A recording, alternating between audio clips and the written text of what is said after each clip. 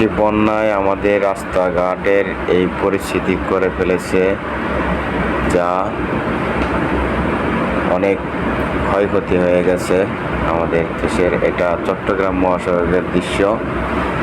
এখানে এই দেখেন, দু রাস্তার মাঝে যে গাছ ছিল এবং আইল্যান্ড ছিল, সেগুলো উল্টে গিয়েছে এবং গাছের গোড়া থেকে মাটি সরে গিয়েছে এবং গাছ কতগুলো উপড়ে পড়ে গিয়েছে। যেমন এর কারণে অনেক ক্ষয়ক্ষতি হয়ে গেছে বাংলাদেশের। বন্যার কারণে বন্যার পানি নেমে গেলেও এখনও রাস্তাঘাট বাড়িঘরের সংস্কারের কাজ করতে অনেক সময় চলে যাবে, যেটা আমাদের বাংলাদেশের অর্থনীতিতে প্রভাব ফেলবে।